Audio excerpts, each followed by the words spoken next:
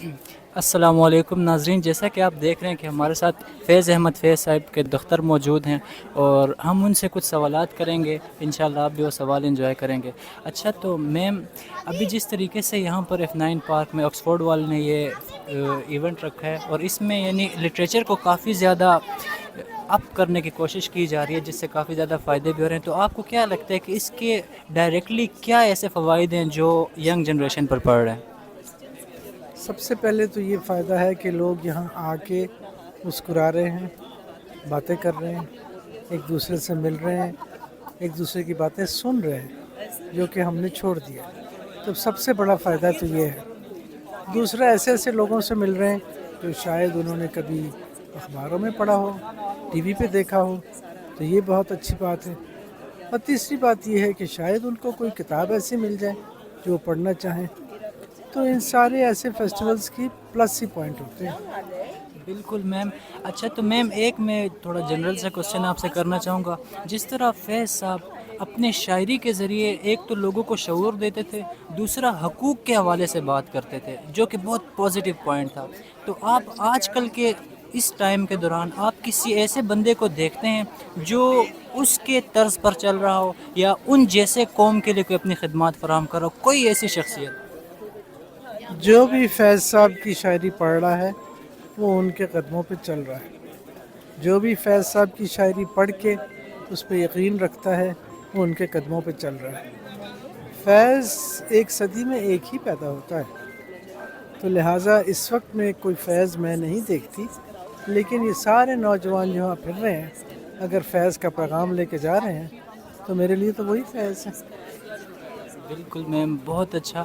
اور میم، ابھی آپ کی ماشاءاللہ کافی زیادہ ایج بھی ہو چکی ہے، تو آپ جس طریقے سے پاکستان کا آپ کا ایکسپیرینس رہا ہے، یعنی تو آپ اس سب سے کیا چیز مطلب آگے سوچ سکتی ہیں کہ آنے والے وقتوں میں پاکستان کیا بہتری کی طرف جا سکتا ہے؟ کیا یہاں کی یوتھ آگے چل کے کسی طریقے سے اس ملک کو ڈیولپ کر سکتے ہیں؟ آپ اس کے حوالے سے آپ کی کیا رائے ہے؟ کسی بھی ملک کے سامنے اونچ بھی ہوتی ہے، نیچ بھی ہوتی ہے۔ ہمارے ساتھ بھی یہی ہوتا ہے، کبھی اونچ ہوتی ہے، کبھی نیچ ہوتی ہے، اور اس کے باوجود ماشاءاللہ یہ ملک نکلتا ہے، پھر آگے بڑھتا ہے، پھر کبھی گرتا ہے، پھر اٹھتا ہے، پھر اس طرح۔ تو یہ ایسے ہی چلتا ہے، یہ ایک ایولیوشن کا کام ہے، صدی بہ صدی بدلتا ہے۔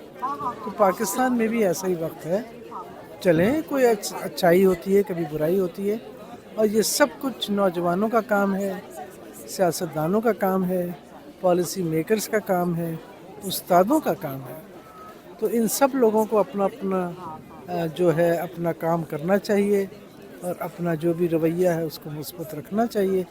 اور نا امیدی تو ویسے ہی کفر ہے، تو اس لیے ہمیں نا امید تو ہونا ہی نہیں چاہیے، اور ہر دفعہ فیض کے اس شعر کو یاد رکھنا چاہیے کہ دل نا امید تو نہیں، ناکام ہی تو ہے، لمبی ہے غم کی شام مگر شام ہی تو ہے۔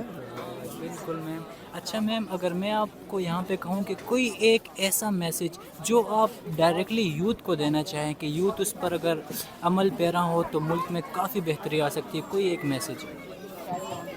اپنا کام کرو، کام پہ دھیان کرو، نفرتیں بند کرو، ایک دوسرے کے ساتھ مل کے چلو۔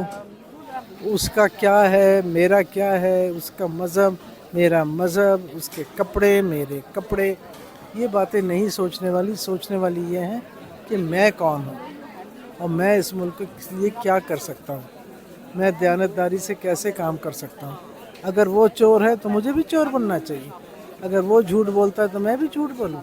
ایسی بات نہیں ہے، اپنے خود کو سنبھالو اور اپنے خود کو آگے لے کے چلو، خود بخود آہستہ آہستہ یہ ملک صدی بہ صدی ٹھیک ہو جائے گا۔ بہت شکریہ میم آپ کے قیمتی ٹائم کا